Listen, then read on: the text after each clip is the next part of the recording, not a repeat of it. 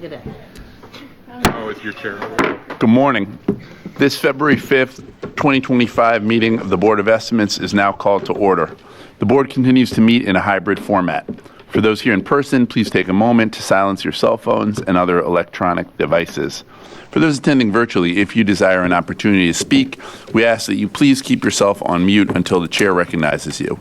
When you're called upon, please announce your name and organization and speak loudly and clearly as you present. At this time, I would ask our clerk, Celeste Amato, for any corrections, additions, and noted abstentions for today's agenda. Thank you, Mr. President, and good morning, everyone. We have one correction to note this morning. SB 2510099 for the Department of Human Resources. At their request, we're making a correction to a police department position salary grade adjustment. The correction is as follows. Under background explanation, in the second sentence of the paragraph, strike January 1, 2025 and insert July 1, 2024. We do not have any walk-ons this morning. We have the following deferrals to note for the record. SB 2414771, Department of Audits, biennial performance follow-up audit of the Baltimore City Recreation and Parks Department for the fiscal years ending June 30, 2023 and June 30, 2022. This item has been deferred until March 5th at the request of the CAO. SB 2410243, Department of Audits, biennial performance audit follow-up of the Mayor's Office of Small and Minority Business Advocacy and Development, fiscal years 2023 and 2022. This item has been deferred until March 5th, 2025 at the request of the CAO. SB 2414769, Department of Audits, biennial performance follow-up audit of the Department of Planning for fiscal years ending June 30, 2023 and June 30, 2022. This item has been deferred to March 5th, 2025 at the request of the CAO. We have one withdrawal to note this morning, SB 2510144 for the Department of Public Works emergency authorization for Jacobs staffing augmentation for $810,627. This item has been withdrawn at the request of the agency. We have no protests or other statements to note this morning. The following items will appear on the non-routine agenda this morning. They are as follows. SB 2510036 for BBMR, fiscal year 2024 year-end supplemental appropriation and transfer request for $56,512,669.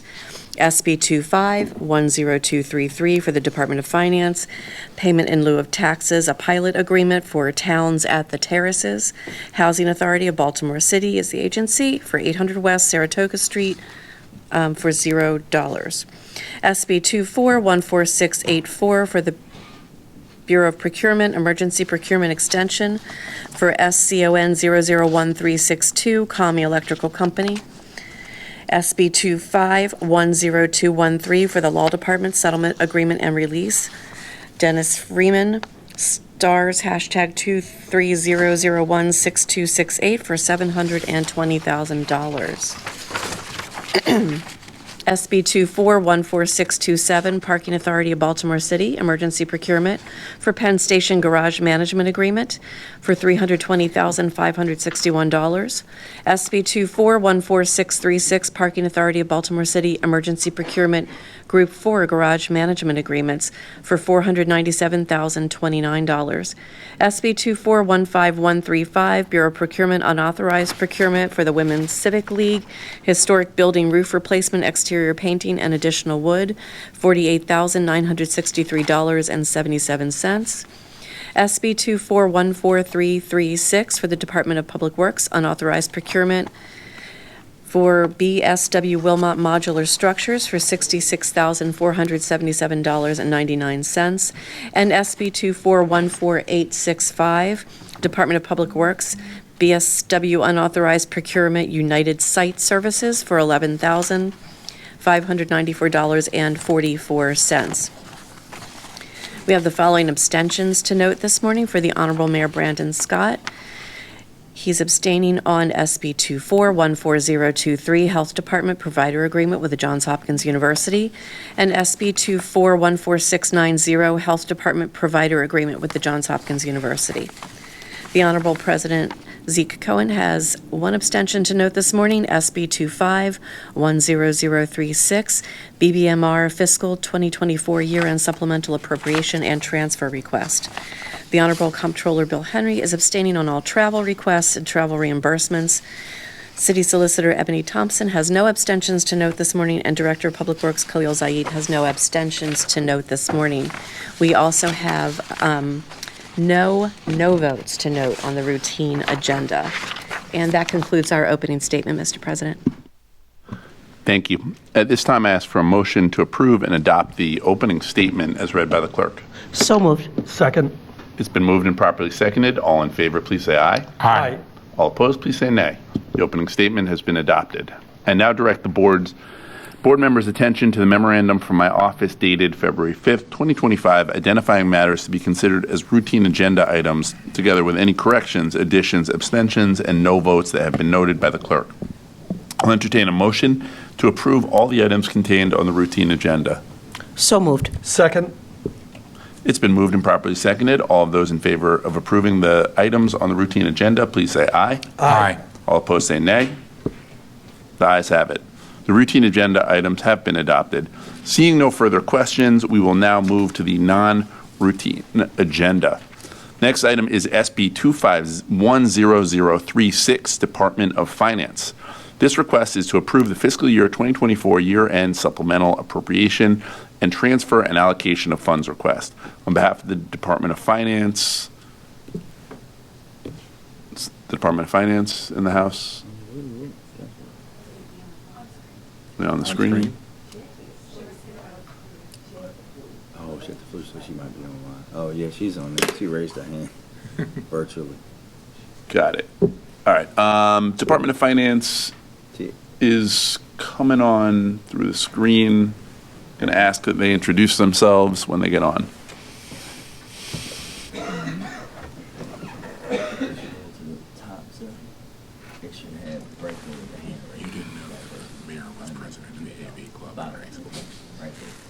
Oh, is that right? Yeah.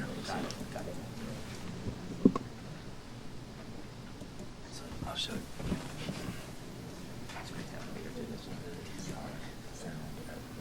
They can hide themselves. Good morning. There she is. Good morning, everyone. Good morning. Laura Larson, City Budget Hang on, Director. just We can't hear real you. quick. We can't. Volume's a little low. Can you both speak into the mic, and can we make sure the volume's high enough? Yes, I believe my mic is on full. Is it That's coming better. through better in the room? Yep, that's good. Go for it. Please introduce yourself. Good morning, everyone. Laura Larson, City Budget Director. Apologies for joining virtually this morning. I am here to report out on this item pertaining to the fiscal 24 year-end supplementals. This is our final budget supplemental action pertaining to the fiscal 24 budget. This action transfers funds and appropriates surplus revenue to address deficits in agency budgets that happened in fiscal 24. So in total, the city ended fiscal 24 with a preliminary unaudited surplus of $77 million, $46 million. That was driven by a $77 million revenue surplus and a $30.9 million expenditure deficit. In this item, we are requesting to transfer $9.8 million of surplus funds from debt service to the Finance Department, the Sheriff's Office, and Transportation. We are requesting to transfer $1.5 million from a surplus in the Department of General Services to the Law Department. We are seeking to appropriate $5.2 million in the Health Department from fund balance. This is related to unbudgeted expenditures from the COVID-19 response. And then we are seeking to appropriate $17.9 million in surplus income tax revenue to the Board of Elections, the Liquor License Board, the Police Department, Public Works, and Recreation and Parks for various deficits in those agencies. And then finally, seeking to appropriate $33.3 million from surplus investment earnings for the fire department. Once these actions are approved by the Board of Estimates, they will go on to the City Council for consideration and ultimately their adoption. Again, this is a retroactive budget action back to the prior fiscal year.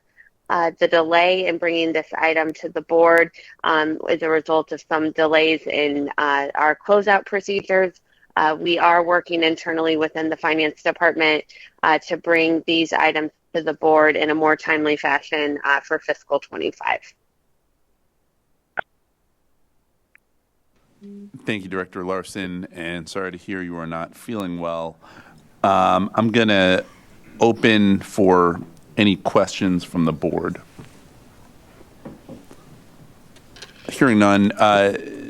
Director Larson, the FY24 supplemental utilizes $56.6 million in surplus revenue and fund balance, plus transfers of $11.3 million in other surplus for a total impact of $67.9 million. Is that correct?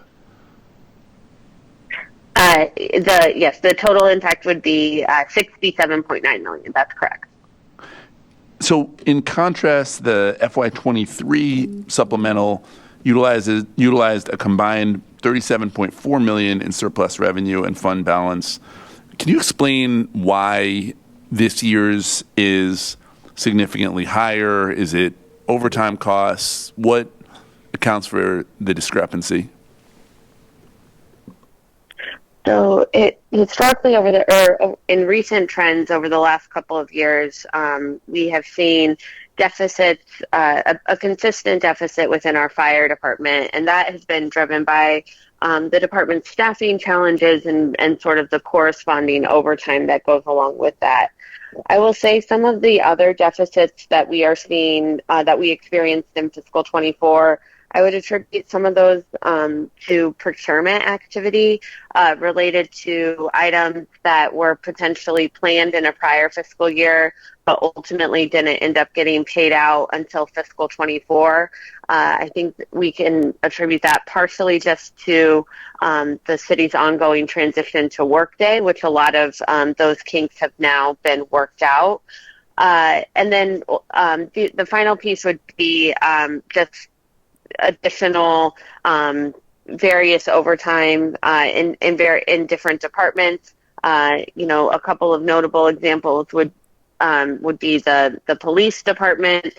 As the number of vacancies have increased in police, they have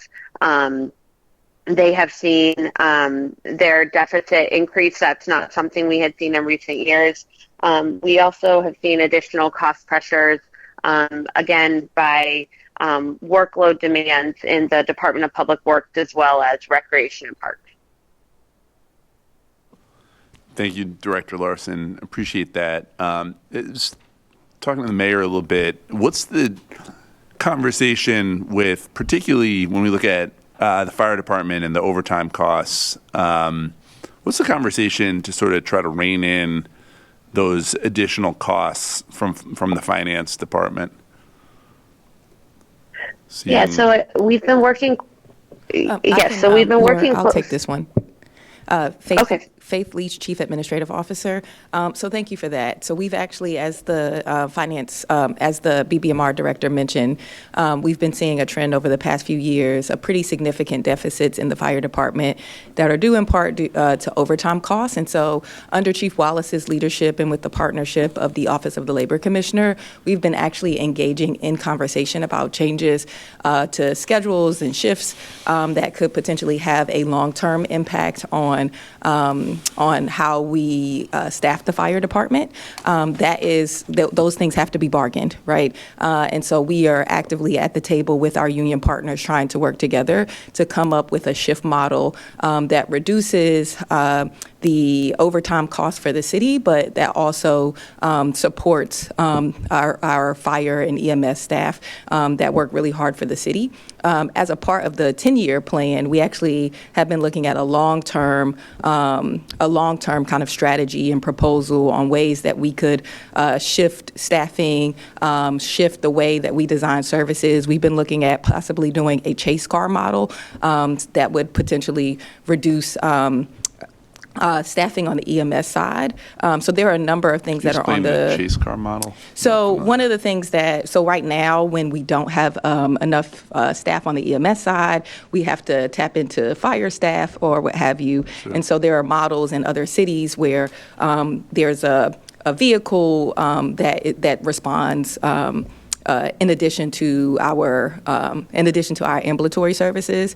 There's also a conversation about looking at our ambulatory services model. So there are a number of conversations that are on the table that would help us reduce the reliance on overtime. And so some of those conversations are being had actively now, but many of them are a part of our long-term strategic plan, which is our 10-year financial plan that will be available in the spring. Thank you, Madam Administrator. Mr. Mayor? Yeah, thank you, Madam CEO. I just want to use this opportunity, Mr. President, to also point out there for us, but really for the general public.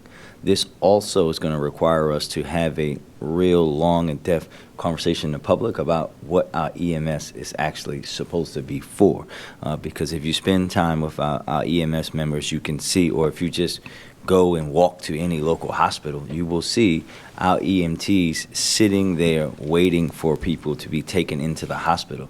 And what we have to do on the cultural side and the community side is talk to folks about better ways to get the medical care, right? Because folks are inundating 911 EMS with things for just basic trips to the doctor or the hospital. And quite frankly, for many of them, it's cheaper for them to get to the places they need to go in other ways other than calling 911 and having our EMTs transport them. But also, we have to think about when those kind of things are happening, what that impacts on the back end for other people who are in emergencies and are waiting. So it's a deep conversation. We had, as Mr. Comptroller knows, a lot of that conversation a few years ago with a bunch of our hospital partners, and we have to continue to further that work and have that real tough conversation with the city in general about, again, much like we did a few years ago with 911 and police, around what 911 is supposed to be for. EMS is not supposed to be you just don't feel good, right? We have to make sure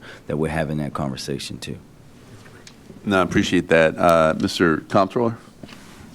Thank you, Mr. President.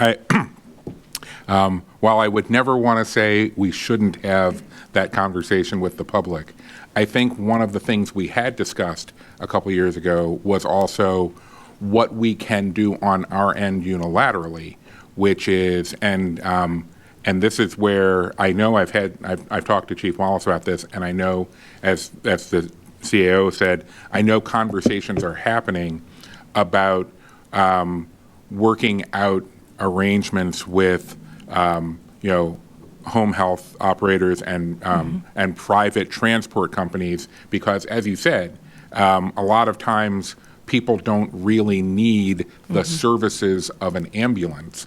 They just need a ride to the hospital. And if they could be, and this is where we have the capability to be trying to gather information when we dispatch and simply dispatch someone or something else other than one of our EMS units. And that's where I'd like to see. That's where I'd like to see the conversation continue to move forward. Is because we have a number of issues where we have to work really hard to educate the public on all the nuances of how certain services are best used. Sometimes we can just offer them differently, and that's how people will learn that this is how it works. Yep. And to that point, Comptroller Henry. Madam Administrator. Oh, apologies. To that point, Comptroller Henry, I want to shout out our award-winning our 911 diversion program, because we actually, I think at this point, probably 2 or 3 years ago, implemented a 911 diversion program where we are diverting 911 calls where we don't need to send out an ambulance, but we can provide alternative services. And so we've been doing that for a number of years and looking for additional opportunities opportunities to expand those services. But I think the headline here for the board is that we know that we need to do more to rein in the fire department's costs. Chief Wallace, this is, I would say, one of his number one things that he is actively working on. And within our 10-year plan, this is one of the things that we know that we have to dig deep on, and all the things that you've mentioned. Looking at private ambulances, we currently use private ambulatory services, but it's very limited. And so doing some analysis, we've seen other cities, Detroit and the like, that are expanding the private ambulatory service providers. Also, like you mentioned, the, more of the 911 diversion and finding alternative ways to respond to our residents. And so, we've been doing that deep work and want to continue that work in partnership with you all as a part of our 10-year strategic plan. Thank you for that, City Administrator Leach. I know this is coming before the council, so I'm going to reserve my further questions till then. But just that big nugget of, I think it's like $33 million in overtime service. How much of that is fire versus how much is EMS? Do you know about? Laura, do you happen to know those numbers? It's almost entirely coming from EMS. Okay. The fire department has made great strides on the recruitment on suppression, and so we're getting to a point where we're almost at full staffing on the suppression side. The issue is that we have to take staff from suppression to divert them to EMS to backfill for those shifts. So this is primarily coming from the EMS side. And apologies. But so to Laura's point about taking the suppression staff and putting them on the EMS side, the chase car model that I mentioned, which is it's usually a vehicle, a truck of sorts that has advanced life support services that are on that vehicle, it would reduce the reliance on suppression to support EMS. Mm-hmm. So that's one of the strategies that we've been digging into. Got it. Okay. Any other questions? Seeing and hearing none. Entertain a motion to approve this item. So moved. Second. All those in favor of approving this item say aye. Aye. Those opposed say nay. For the record, I will abstain on this item as it will soon appear before the City Council for a vote. This item is approved. Thank you. The next item is SB 2510233, Department of Finance. This request is to approve a payment in lieu of taxes pilot agreement between the Towns at the Terraces, LLC, and the Mayor and City Council of Baltimore. On behalf of Finance, we're going to kick it back to Director Larson or Director Kennedy. Deputy Kennedy, do you want to present for DHCD? Great.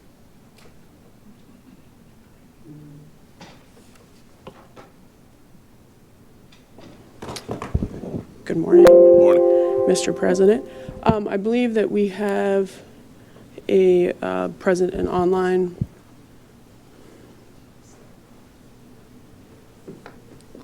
While he's doing that, you want to just introduce yourself? Sure. For the order. Good morning, everyone. Alice Kennedy, Housing Commissioner, Baltimore City Department of Housing and Community Development, here to present on the SB 24-10233, which is our payment in lieu of taxes for the Towns of the Terrace, LLC.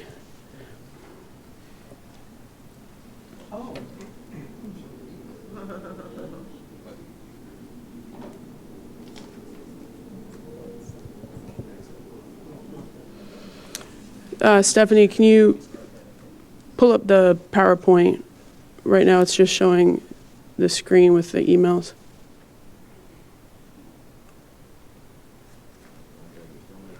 Yeah.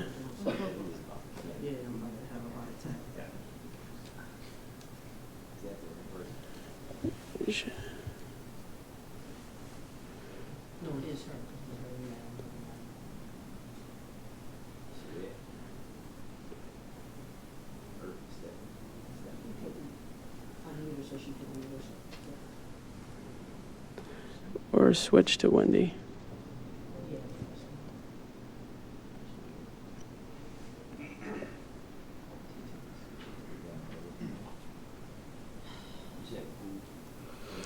Wendy Redfern. There we go. That's it. There we go. My apologies, everyone. All of you need to be on the IT team at that point. We're going to have Laura spread your salary costs out. Oh, Director Kennedy, please proceed. good morning again. I'm here to present on the Towns of the Terrace payment in lieu of taxes. The property address for this property is 800 West Saratoga. This is a property that many are and have been familiar with. The property was built actually in 1999. It is a housing authority property, and it consists of 202 rental units featuring 1, 2, and 3 and 4 bedroom family layouts. It has not had a comprehensive renovation since this project was constructed. The Towns of the Terrace, they'll complete a substantial rehabilitation of all the units. The estimated costs per unit are over $125,000 per unit.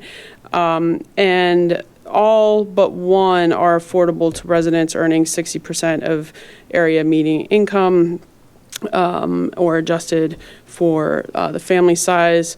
And they are going to benefit from a HAP contract, or the HUD HAP contract, which is a housing assistance for the property which will be executed at the time of closing.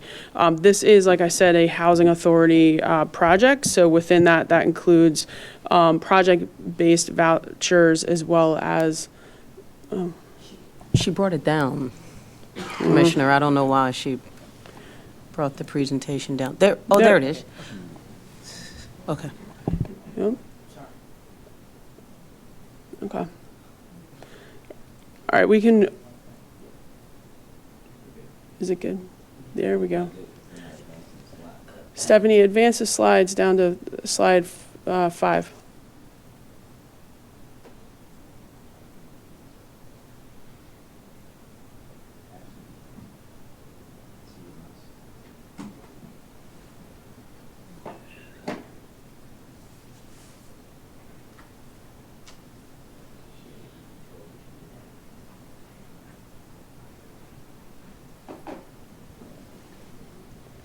Can we get the slides moved down to slide 5?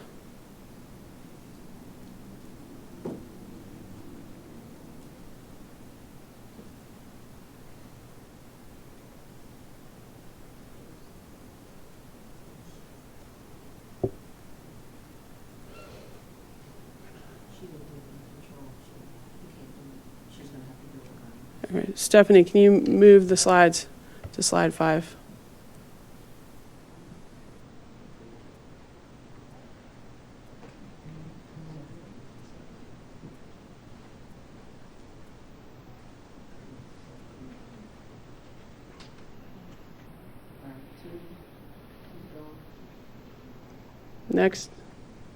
Next slide.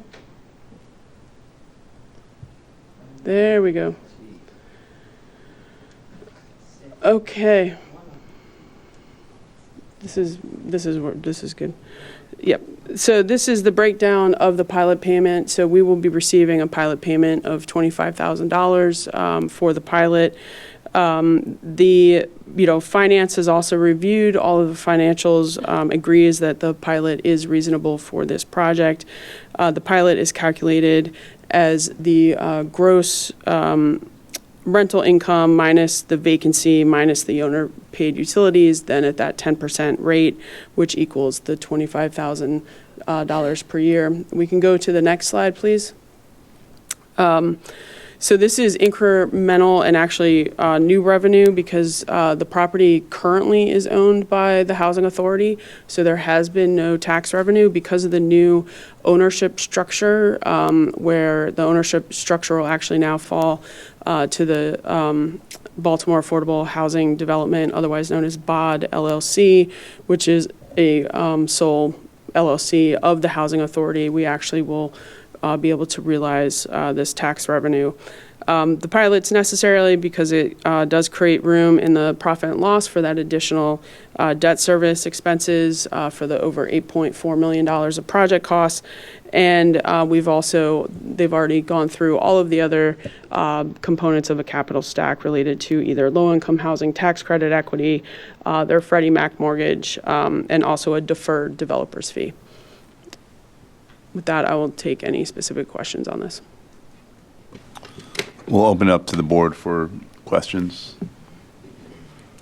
It's the one that I have. So it's my understanding that the renovation plan is going to require some tenant relocation while the work's happening. Can you explain the plan for how we're going to relocate folks and then make sure they can come back? Yeah, the Housing Authority has a very extensive project. They actually engage with a third-party entity to do their relocation and components while the tenants are relocated. They also look during this time to see if there are any tenants that we could assist with moving into a homeownership structure, so they help with that.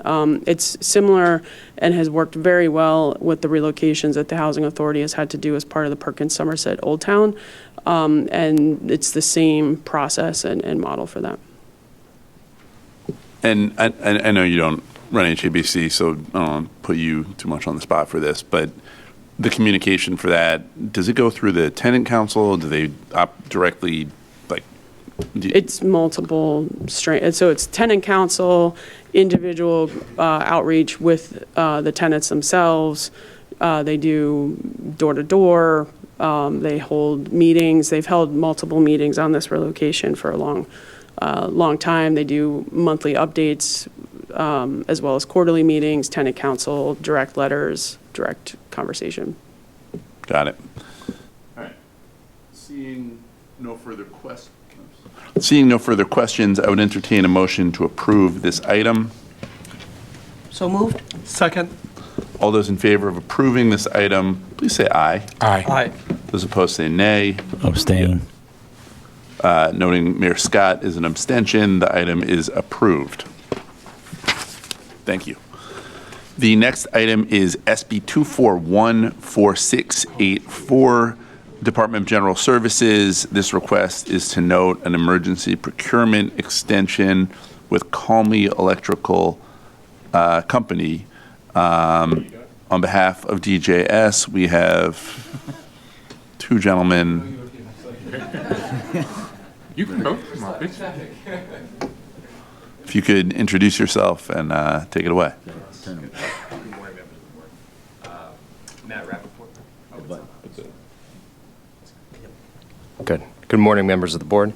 Matt Rappaport, Chief of Fiscal Services for the Department of General Services, here to talk to you all about SB 2414684 for an emergency extension for Calmy Electric. So this emergency for Calmy was pursued on a short-term basis to address stopgap service needs. We requested the extension. DGS sought to, during this process, to solicit input from partner agencies. We worked through multiple bids and some compliance challenges to issue cure notices to bidders. So this took a little longer than we hoped it would. The emergency itself extended the prior contract, which expired end of calendar year 24 through March 2025. So just a 3-year coverage gap. No additional contract authority had been requested as part of that extension. And 2 vendors we awarded as part of this, and that actually went to the 122 board. And that contract has now been set up in Workday and is ready to be utilized. So we no longer have the need to leverage that emergency. So this is purely for that stopgap basis. And I want to give a kudos and credit to our contracts and procurement team internal to DGS, who really were proactive in anticipating a potential service gap need and really went ahead to make sure that we didn't run into anything like that, which is why we're explaining this to y'all here today. So happy to take and answer any questions. Thank you, Matt. Appreciate it. Mr. Comptroller? Thank you, Mr. President. Good morning. Good morning. So, well, I always appreciate praise when praise is due, but my question was going to be, why did we just put this out for bid in the fall of 2024 when we'd been operating on an emergency contract since sometime in 2022.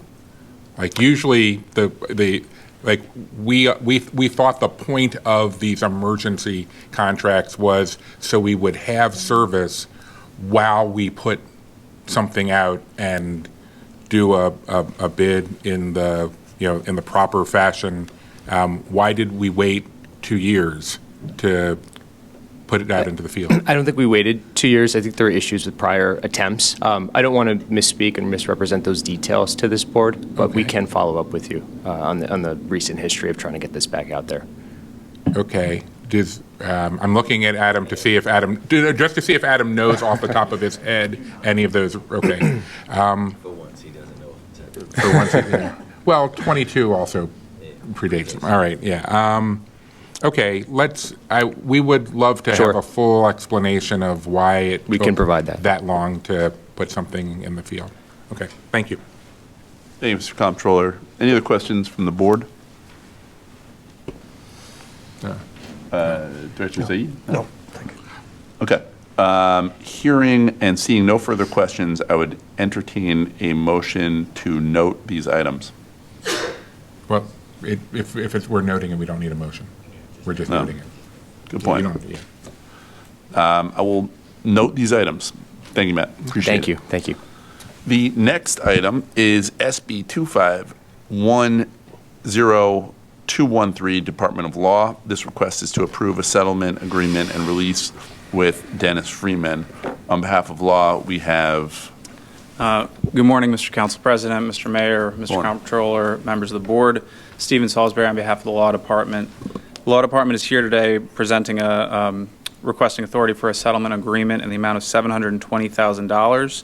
This results from an incident with an officer hitting another motorist. To provide a little bit of background on this case, on June 17th, 2023, a BPD officer was responding to a call related to a stolen vehicle when she ran a red light, colliding with a plaintiff and causing catastrophic injuries.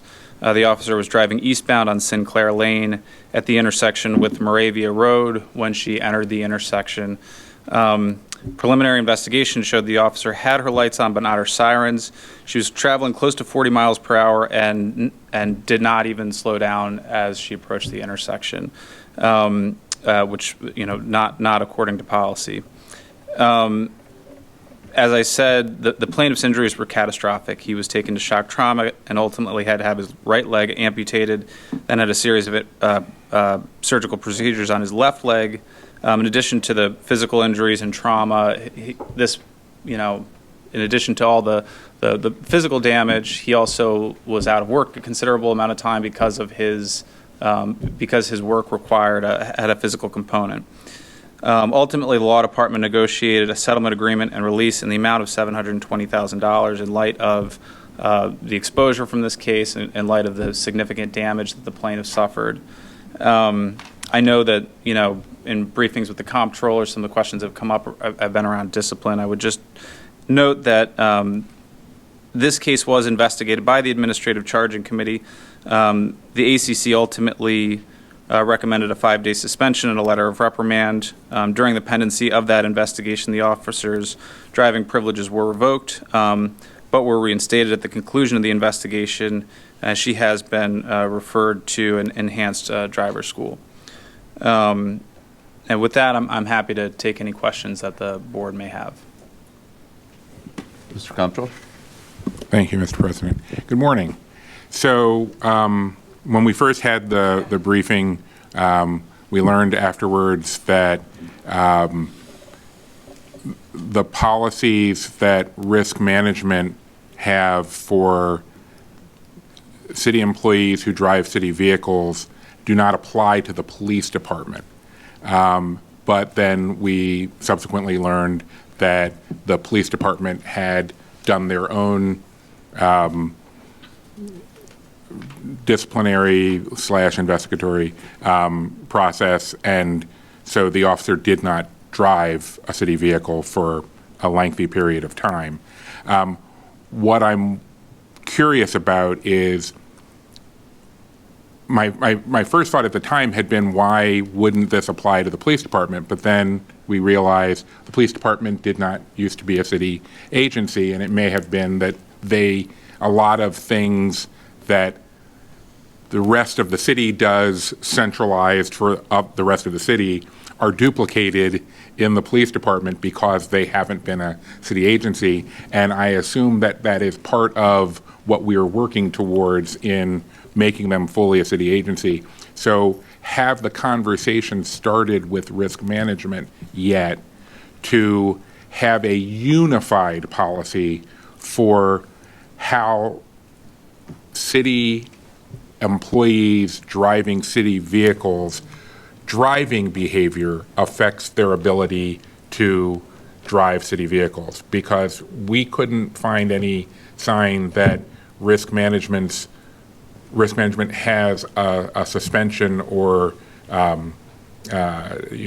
any policy for taking away your city driver's license for anything other than substance abuse. Like if you go in and you test and you're found to be using alcohol or drugs while you're on duty, then they can suspend or take away your driver's license. But there doesn't seem to be a policy in place for taking away your city driver's license in an organized, regular fashion because of how you actually drive. Like, are you in accidents? Stone cold sober, but still accidents that are your fault. Mr. Mayor, or So Stephen? I can speak to a couple of issues you raised. The first is, with respect to risk management, I do think that there is an ability, again, not setting aside the police department and the sheriff's office, to revoke driving privileges, not exclusively for being under the influence, but just for poor driving. Now, as we talked about, there is an administrative manual provision, and that's where you get this carve out for the police department and the sheriff's office. As you suggested, I would not.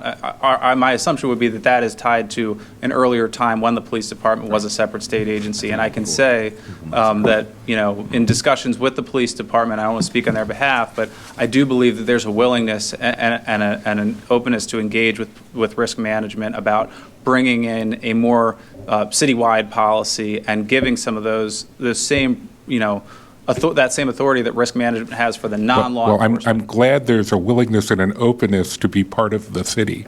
Yeah. Okay. All right. Yeah. I'm glad that Commissioner Worley is approaching it in a positive fashion rather than dragging his feet. But it really isn't up to the police department to decide whether they want to be part of a centralized. I didn't mean to signal it's willing, but I'm only picking on you because that has been a culture problem for decades, and one that we have to nip in the bud as we now integrate them fully administratively into a city government that already has a separate IT department, a separate telecommunications department, and all of these other things that the BPD has done for itself and not been part of Baltimore city government doing. And again, I don't want to speak for the commissioner, but I do believe he's Mr. Mayor? No, thank you, Mr. Comptroller. I'll just say on the risk management piece, that is a part of the greater conversation about all the administrative things there that we have to now bring in. It's only been a few months since they've been fully into city government. But I will say, just to your one other point about IT, we have to be reminded that the IT portion is laid out in the consent decree that it should not be with the rest of the city. So, That should continue to be a Mr. Comptroller? conversation, I think we call it. That was I think that was all the questions I had for you. So okay, we'll leave it at that for now, but can we stay in the loop as risk management and BPD proceed? Because we would like to see this result in an AM change that risk management puts forth that makes it clear that there is a comprehensive policy and it applies to everybody. Yeah, absolutely. I can commit. We will provide you an update on what's happening with risk management, and I can also follow up with you about sort of laying out, how best to approach updating the administrative manual to reflect the current state. Okay, thank you. Thank you, Mr. Sulzberg. Seeing no further questions, I would entertain a motion to approve this item. So moved. Second. All those in favor of approving this item, say aye. Aye. Those opposed, say nay. The item is approved.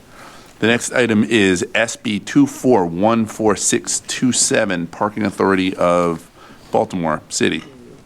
This request is to note an emergency procurement with Penn Station Garage Management on behalf of PABC.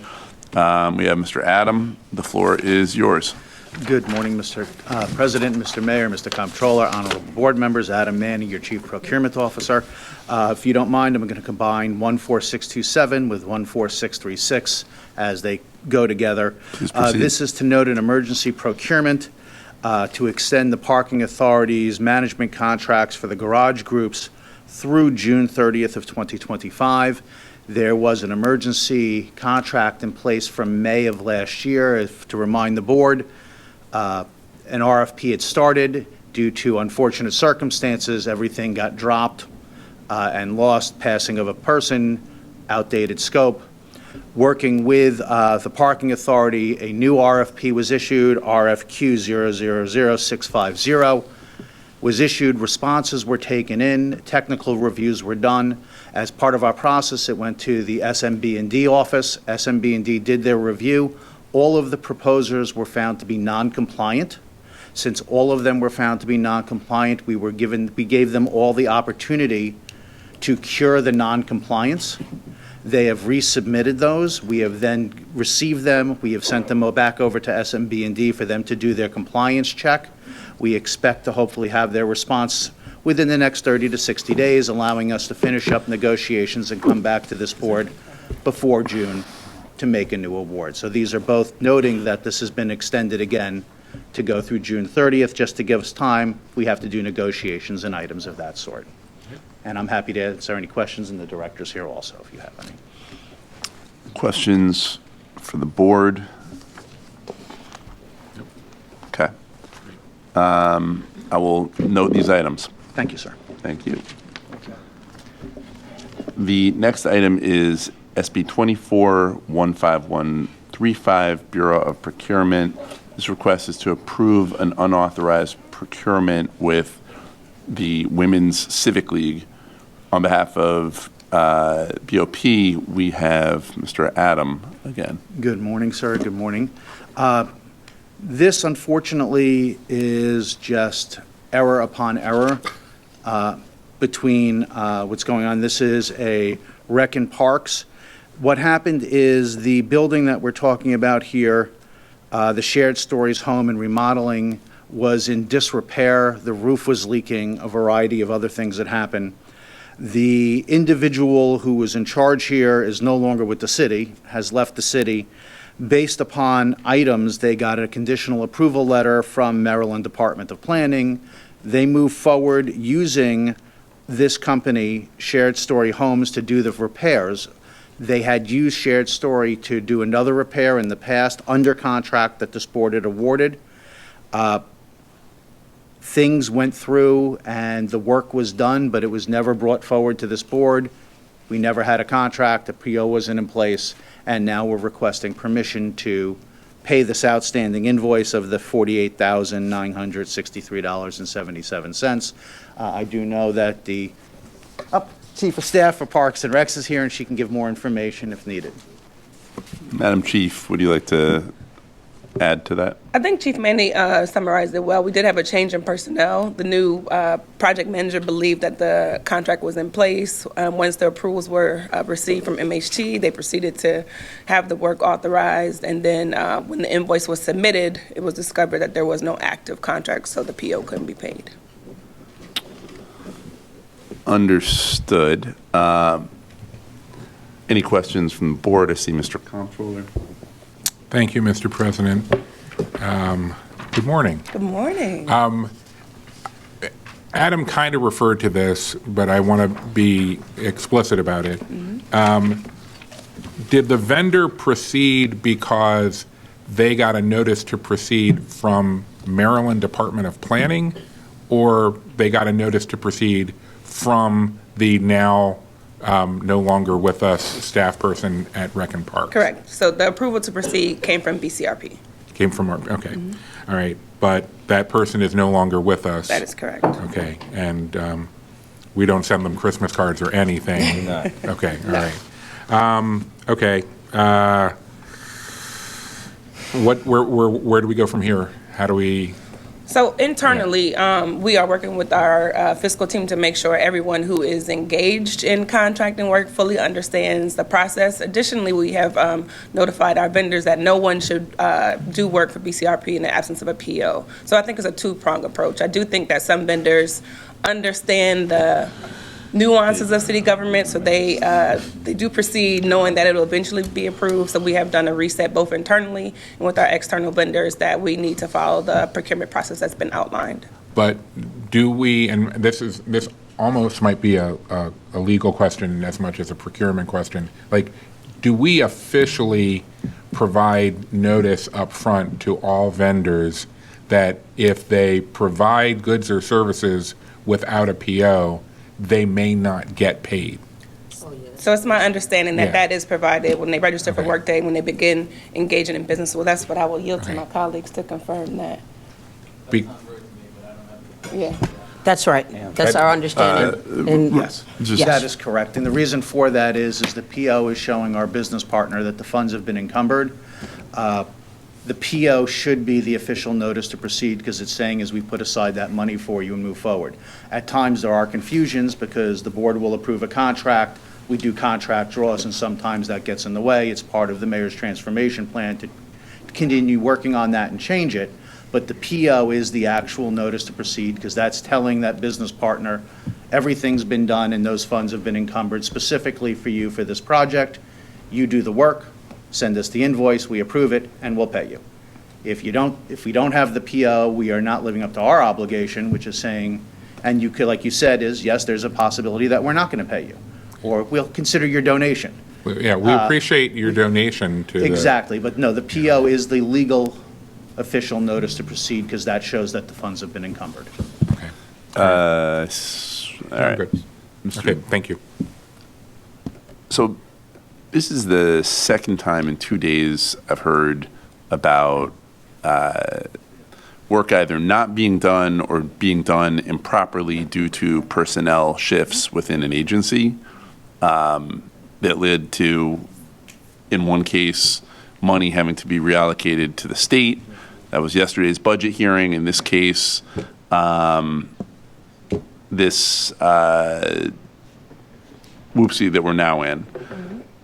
Could you just explain, like, BCRP's, from this workflow perspective, kind of when an employee exits the agency, how do we make sure their workflow is transferred, that it doesn't get lost in the sauce?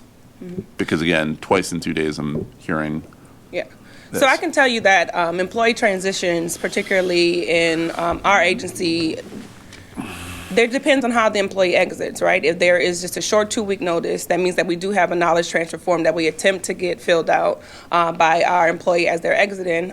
In full transparency, employee transitions are difficult, particularly in an agency like ours where we don't have a large bench for our facility maintenance and our Parks Bureau.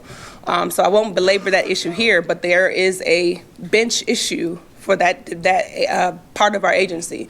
So when we lose an electrician, when we lose a project manager, there is not a notable second to come into that place. What Rec and Park has done over the last 3 years is we have our own succession planning program called LEAD. We have extended it to our Parks Bureau program in an attempt that we will build our bench strength so that when someone is leaving, there is an obvious second to assume the work, to understand the work that's happening, to be able to step in. But right now, that is a challenge for us as an agency as we continue to grapple with the deficiencies of staff on the Parks Bureau specifically. So skilled laborers, people who are leading our projects who are more likely to engage with contractors and vendors. That is a growth opportunity. We've had some preliminary conversations about some apprenticeship programs. So it's something that we're actively working on as an agency to make sure the bench strength is there. The issue is there's often not a number two So when I leave, the person that will be assuming my work is my chief, is the person above me rather than below me. And I think there is just some gaps in how that works. In a 2-week period to transition, when most people are leaving for employment with higher salaries, their diligence in exiting is less enthusiastic than we would like. They are eager to go on to the next way. And that filling out the knowledge transfer form is a voluntary at best process. But we do have some internal things that support it. But we're working with the administration and CAO to kind of really look in how we can better staff our Parks Bureau in particular. Yeah, I appreciate that, and I appreciate your lawyerly approach to this. I know you are someone who's focused heavily on logistics, and I've always appreciated that about you. Attrition happens in organizations, happens in agencies, happens in private sector. I think we got to make sure we're not losing, major chunks of workflow when someone leaves an agency. Again, this is twice in 2 days, which is why it's kind of hot on my brain right now. And so I think, Madam City Administrator, this may be something to think about across agencies, because, I get it. People leave and it causes challenge. And, I'm new in my job, and so have had some people leave our agency that were there previously, and so have had to sort of think through how to capture and maintain the work that they were doing and not have it get lost in the sauce. But I think it's important because government has to function, and it's not good when someone leaves and some project or something falls apart. And I think just from a workflow perspective, we should have some processes around this. Nevertheless, thank you for that. Any other questions? Seeing and hearing none, I would entertain a motion to approve this item. So moved. Second. All those in favor of approving this item say aye. Aye. Those opposed say nay. The item is approved. Thank you. The next item is SB 2414336, Department of Public Works. This request is to approve an unauthorized procurement with Wilmot Modular Structures on behalf of DPW. We have Mr. Garbark. The floor is yours. Good morning, Mr. President, Mr. Mayor, Mr. Comptroller, honorable members of the Board of Estimates. I'm Matt Garbark, Acting Deputy Director for the Department of Public Works. This item is a cleanup item. About 5 years ago, or about 4 years ago, I should say, the Property Management Division in our Bureau of Solid Waste relocated from its office, its location on Edison Highway, to its current location on Crescent Street in southeast Baltimore. The location happened pretty quickly. We were on a month-to-month lease with Edison Highway at that point because the owner had wanted to sell. They got a buyer and we needed to relocate pretty quickly. We had to act quickly, and the closest location that was industrially zoned for everything was Crescent Street. It had a restroom facility. However, we found that it was small and couldn't accommodate the staffing that we needed for that location. This was also at a time when our other divisions were backstopping our routine services, so we had to have full deployment almost every day to help with routine services. So we entered into an emergency authorization. This was around 2021 period to lease a modular bathroom trailer for the location. We decided to lease it because we were leasing the facility. We did not know if that was the long-term plan for this location because this is not an optimal location. Its facilities are not in the best of shape there. So the idea was that we entered into an agreement to lease this. The emergency authorization, we did take it to the board in one of the original batches of approvals a number of years ago. The PO that it was being used ran out of funding for it, and we entered into a period where it was technically an unauthorized procurement. We have been working over the past few months to enter into a contract to get these services. One of the issues that we ran into was, it's a procurement, but it's also a lease. So there is sort of a nuance there in terms of what type of agreement and the method of how we enter into this and what happens. It is technically a lease of this trailer for services. At this point, we do have a lease agreement that is expected to come before the board on the February 19th agenda. This request would allow us to pay for that period of time when there was no contract in place. That totals $66,477.99. Happy to answer any questions. Thank you, Mr. Garbark. I see Mr. Comptroller. Thank you, Mr. President. Yeah, I was playing with that in my head too, like the idea of like it's a lease, but it's not a place, like it's not land. Correct. But then we lease cars, we lease vehicles, we lease things. So I guess that's there's plenty of precedent for that. So I get that it was originally an emergency procurement. When that emergency procurement was done, was that an emergency? That wasn't an emergency continuation of an existing thing. So how did we identify Wilmot Modular Structures as a provider when we were in a hurry to hurry up and get these structures? Certainly. So we use Wilmot for a number of our modular trailers. We currently have a number that we are actively purchasing right now for other locations. One of the reasons why we've debated whether leasing versus owning these trailers at some point, we pay for it by leasing it. The lease for Crescent Street is due to run out in 2 years. Again, we don't know if we're going to stay there. If we do stay there, some of the other trailers that we are procuring, that we're purchasing, we are hoping that they'll be temporarily used. We will then be able to relocate them to Crescent Street. Wilmot is a vendor that we've used for many of our other locations. We have a good working relationship with them. They work very well with our utility teams to help lay the lines. It's a turnkey operation from fabrication to delivery to then installation once we put the foundation, the base, all the utility work in. And it's a tougher one. Do you know if we originally began our relationship with Wilmot through a competitive bid process?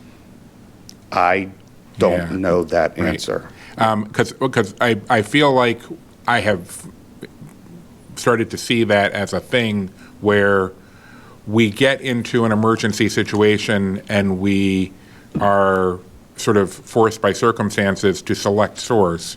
And so we just pick somebody we're already working with, which is convenient and efficient. But the problem with that is we used to be even worse at competitively bidding stuff than we are now.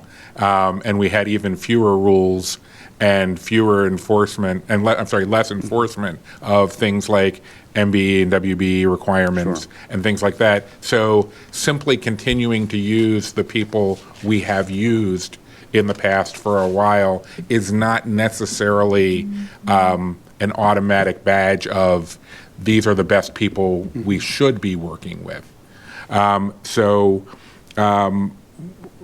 Is there any plan to do a competitive bid process for these structures, whether we choose to continue to lease them or buy them going forward? Yes, thank you for that. What we found with these structures, and to your point, we've tended to be very reactive with these structures. We find an issue, it becomes, oh, we need this building, and then it's sort of a mad scramble to get something online as quick as we can. That has lent itself to us calling the people we know that we get it online. To your point, yes, I think it would be worthwhile. We can work with the procurement office to try to put something together, knowing that there is likely going to be a need to have some of these on hand that we can move around. I would agree that it would be useful to have a competitive bid because we are obviously, when we're calling someone up saying we need it within 6 months or 3 months or whatever, we're paying a markup on that.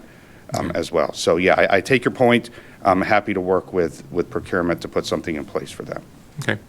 Please keep our office Yes, in sir. the loop on that. Okay, thank you. Thank you, Mr. Comptroller. Seeing no further questions, I would entertain a motion to approve this item. So moved. Second. All those in favor of approving this item, please say aye. Aye. Those opposed say nay. The item is approved. Thank you, Mr. Garbark. Now there's one more.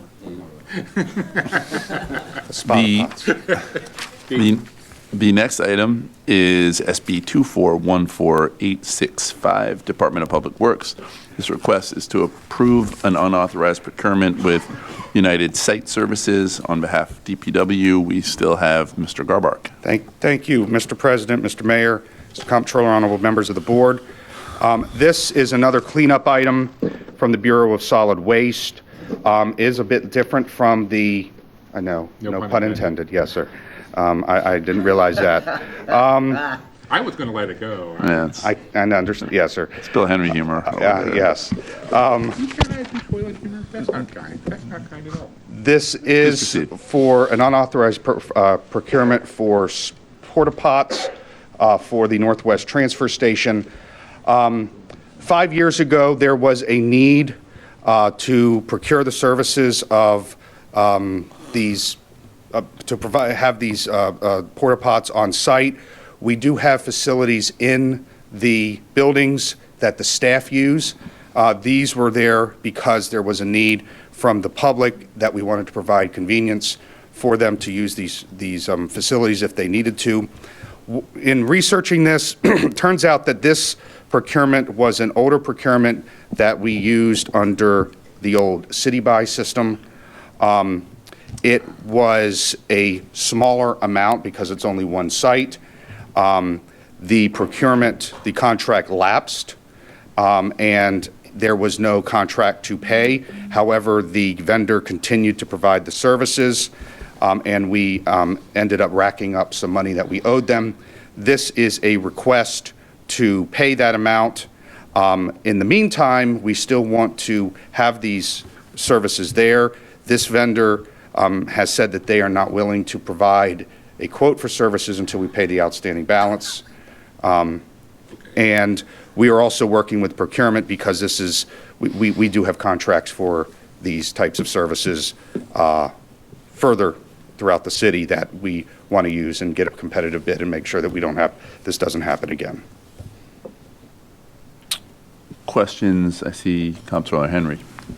I'm intrigued by the idea of pay us before we'll give you a quote on whether we want to continue to have your business. But I'm going to put that aside for now and ask. So was this contract originally a competitive bid? My understanding is that it was, but it was under the older pre-workday old City Buy system. Yes, sir. Okay. Is there, how much longer is there in the contract? No, oh, that's right. This contract expired. Yeah. Okay. So, so their contract expired. We never finished paying them. And when we asked them if they want to provide a quote going forward for the new contract, they said, pay us first. Yes, sir. Okay. All right. Okay. I think. So what's that timeline moving forward? We're actively working on it now. We are going to get a quote from them, but we're also going to work with procurement to see what else is on the horizon. What contract are we in? We are not in. Oh, so we don't have a contract with anybody right now? No. We do have facilities at the, we have bathroom facilities at the locations so that if there is a need, there is no services that are not being provided. These were more for a convenience for the public who were visiting the sites. Gotcha. Yes, sir. Okay. Okay. That's all my questions. Thank you. Thank you, Mr. Garbark. Further questions? Hearing and seeing none. I would entertain a motion to approve this item. So moved. Second. All those in favor of approving this item, say aye. Aye. Those opposed, say nay. This item is approved.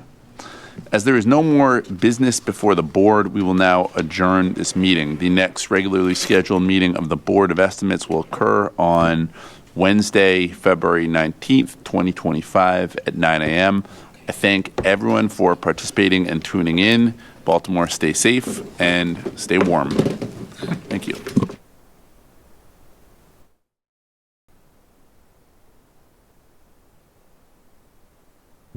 Hi, TV 25. We're ready to go. Good afternoon, everyone. Apologies that we're getting started a little bit late today. We just have 2 sets of hands. Welcome to the Board of Estimates bid opening for February 5th, 2025.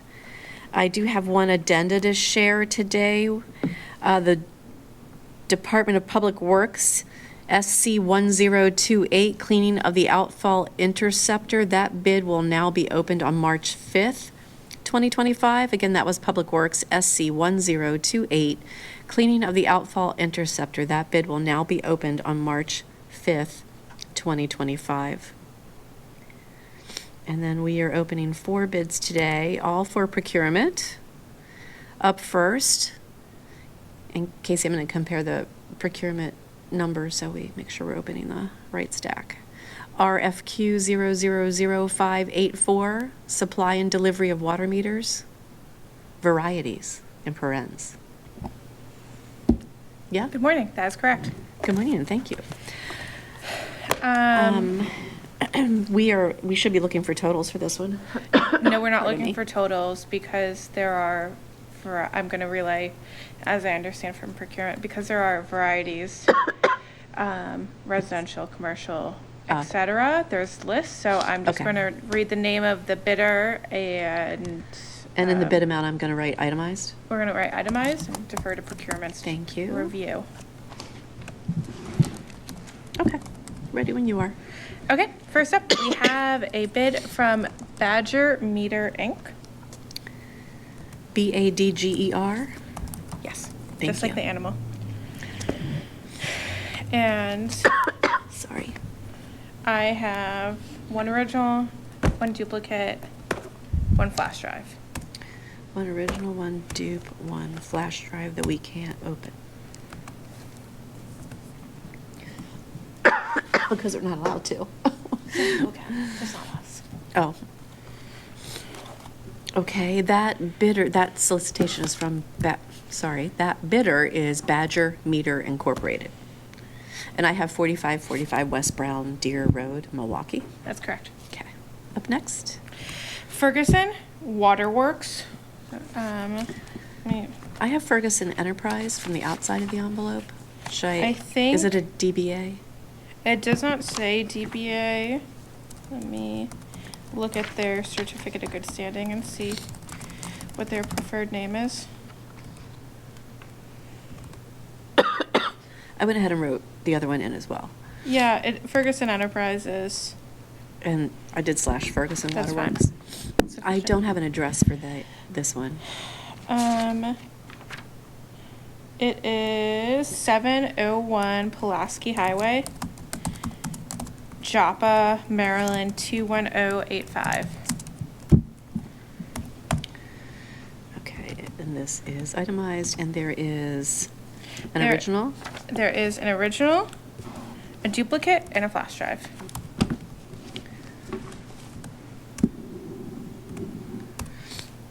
Okay, that bidder was Ferguson Enterprises LLC, 701 Pulaski Highway, Joplin, Maryland. Up next. Correct. The next one is LB Water. Okay. And for this, I have an original, a duplicate, and a flash drive. That bidder was LB Water Service, Inc. All right. And last up, we have a bid from Zenner. I have Zenner USA. Zenner USA Inc. Okay. And we have a original, a duplicate, and a flash drive. Thank you.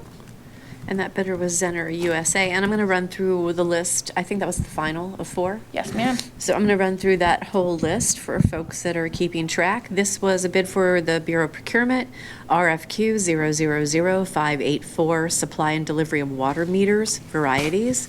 This is an itemized bid, so we are only sharing the name of the bidders, and the itemized costs will be reviewed by the agency. And those bidders are as follows: Badger Meter Incorporated, Ferguson Enterprise LLC, LB Water Service Inc., and Zenner USA.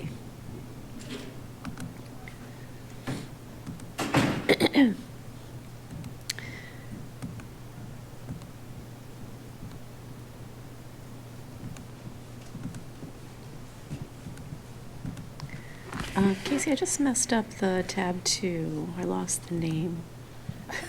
So, hold on a second while I go. I think the next bid is for procurement, but when I touched the number, it disappeared. 000638. That's correct. City Watch CCTV maintenance, support, and expansion. And this is a Part B, meaning that we've already opened the qualifications, and today we're opening the cost Correct. bid from the one or more vendors. So let me fix this number that I accidentally touched. I don't know how to fix this. Can you see? Are you looking at yours? Here, it's fine on mine. Okay, for some reason I see the formula. So anyway, this is RFQ 000638, City Watch CCTV maintenance, support, and expansion. And we have the following bidders. We have one bidder, Skyline Technology Solutions LLC. I have the duplicate in front of me that was embedded in the Part A. So Okay. I'm going to refer this to the Law Department for their review. Okay, so there is, something is going haywire with this form. I'm trying to, see if you can bear with us, folks. We're having a little technical difficulty with our format. Can you refresh? Yeah. Where do I hit refresh for this?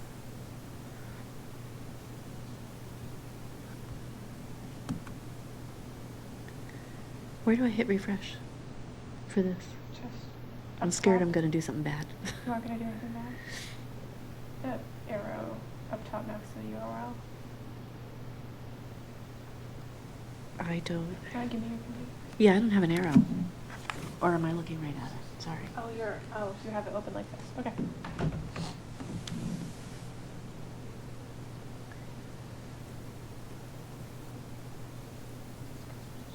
See why I got scared.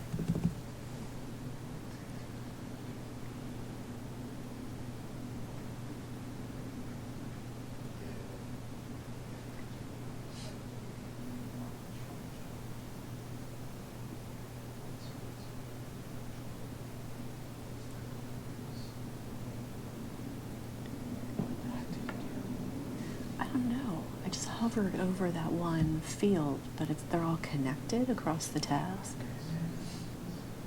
Okay. You're good. Sometimes I need extra tech support. Thank you, Casey. Okay. Sorry about that, everybody. So we have, or do we have a total for this one, or is this also?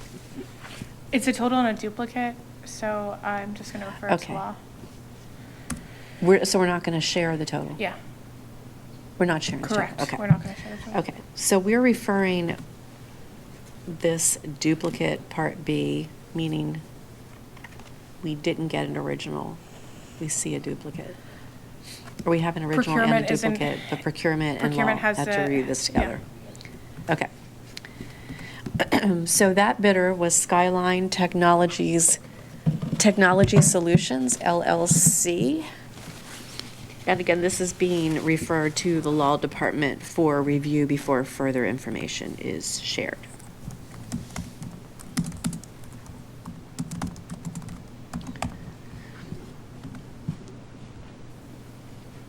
Okay. Up next,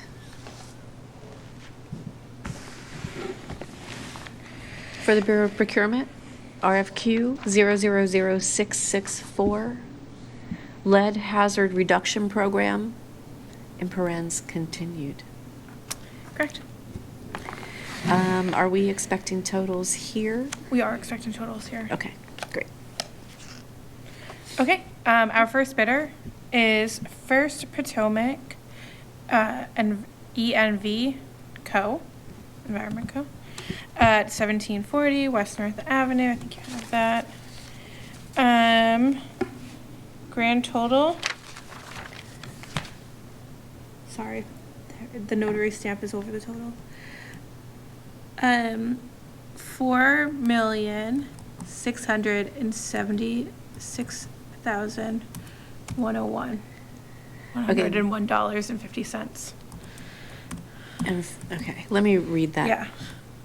4,676, 101.50. That's correct. Do we have a copy that I can have one use to original. verify? 2 copies and a flash drive. And a flash drive. Okay, can I see a copy so I can also visually verify the total we shared?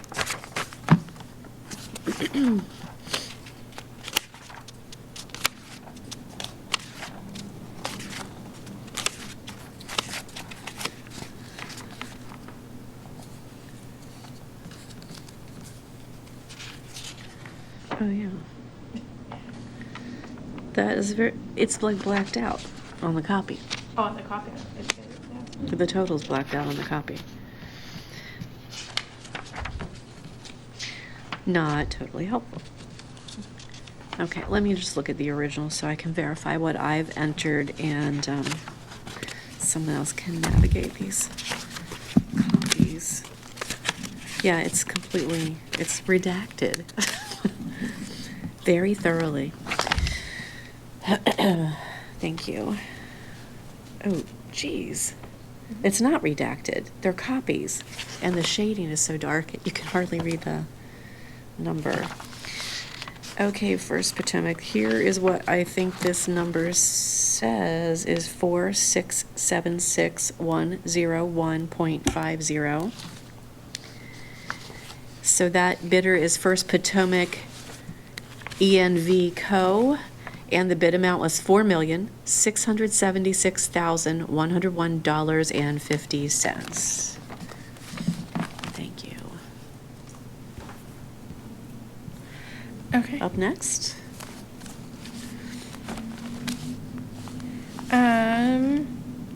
We're gonna go a little bit out of order, just because of how I filed it.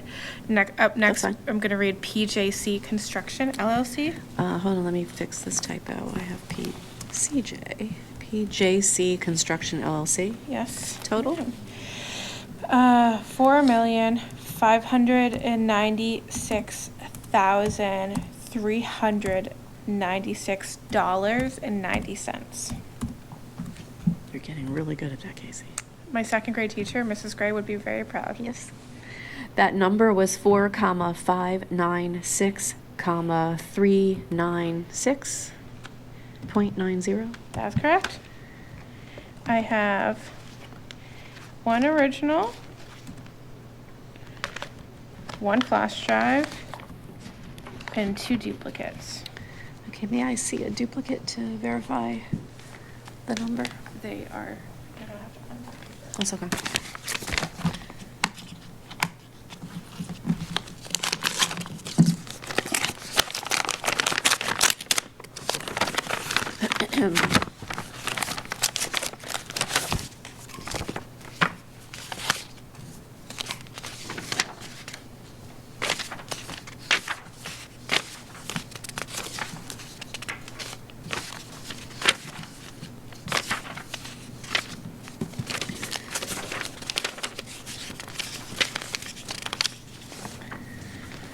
This is the same, this might be a form issue, like the form that we're giving is shaded in a way that makes these numbers really hard to read. But this number was 4,596,396.90. So that bidder was PJC Construction LLC for $4,596,396.90. Correct. Thank you, Law Department. I hope you're feeling better, Laura. Okay.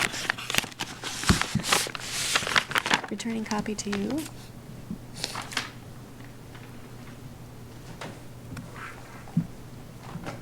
Cool. Up next. Up next, I'm going to read Mac Par Services LLC. Got it.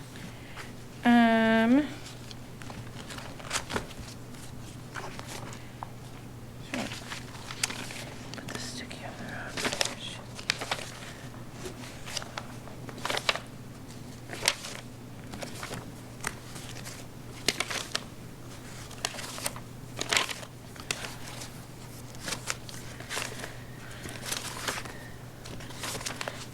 Sorry.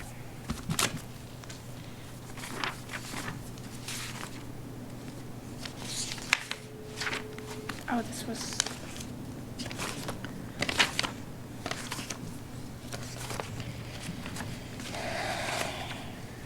Okay, the total for this is $4,596,396.90. Mac Par Services LLC. Yes. The number is 4,596, 396.90. That's correct. That is identical to the other bid number. To the previous bid? Yeah.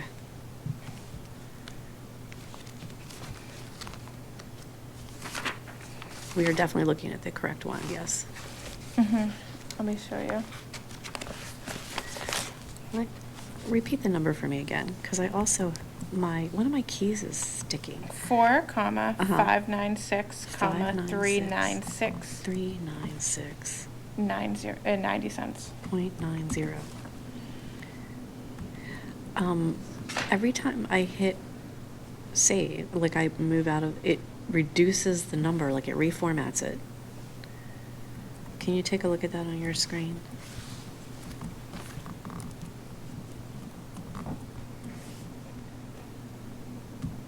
See? It's eliminating the sense. It must have formatting to round or something.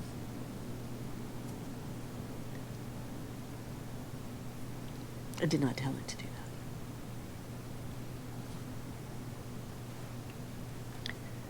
that. Or, oh, you can do it like this. Mac, or- it was Mac Par Services.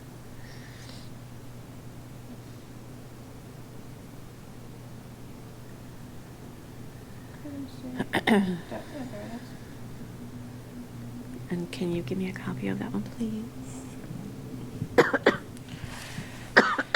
It is. Sorry. I might have to get some water.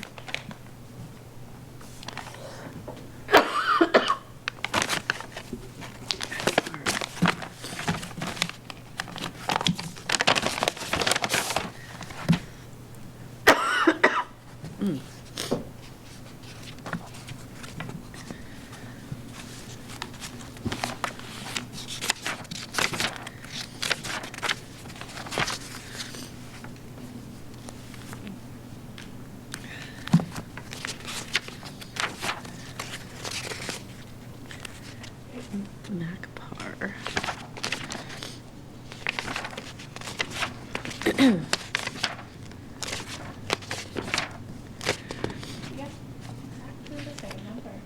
You just checked it too, right? That is very unusual.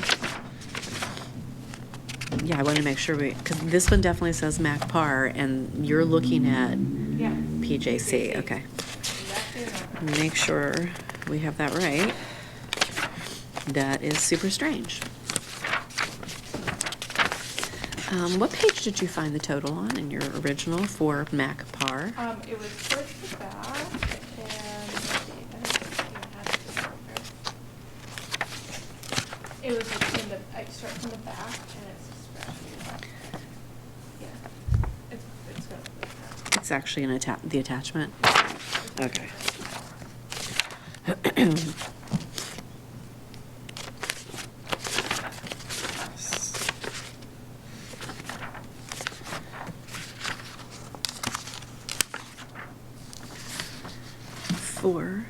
596,396.90.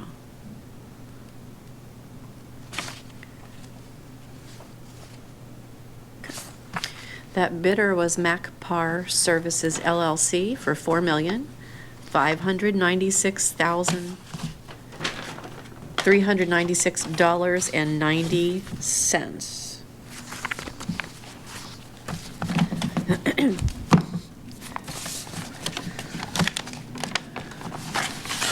And you double-checked PJC, and it is in fact Yes. the same number, okay.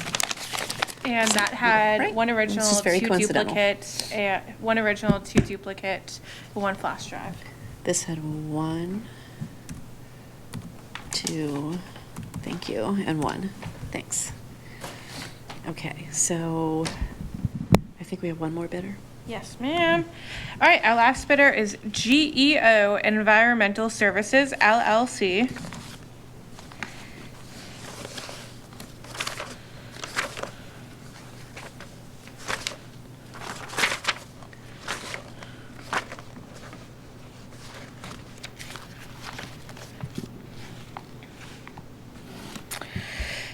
The grant total is $4,552,733.30. Very specific. 4,552,733.30. Correct. Okay. And there is one original. And one flash drive. And one duplicate. May I have one of the dupes to verify? Thank you.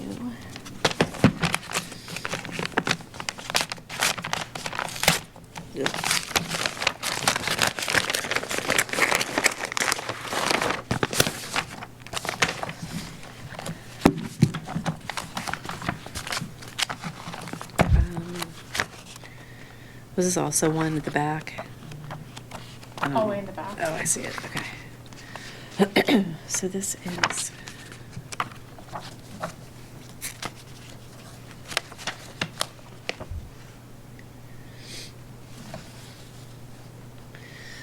Geo Environmental Services, and verifying the total as 4,552,733.30. And I have 2 dupes in here. Okay, great. That bidder was Geo Environmental Services LLC for $4,552,733.30. And because we were very careful in opening that, I'll go ahead and run through the list one more time for anybody who might be trying to follow that. I'll just give the finals one more time. So the bidders were as follows. First, Potomac ENV Co. for $4,676,101.50. Geo Environmental Services LLC for $4,552,733.30. MacPar Services LLC for $4,596,396.90. And PJC Construction LLC for $4,596,396.90. And those were all for RFQ 000664. Okay. And that was for lead hazard reduction program. And that was a bid for the Bureau of Procurement. Up next, for the Bureau of Procurement, we have RFQ 000676, steel products. And my tab indicates no bids received. No bids have been received. Was there perhaps an addenda issued for this that we No. are unaware of? Okay. So at this time, for RFQ 000676, steel products, we have no bids received.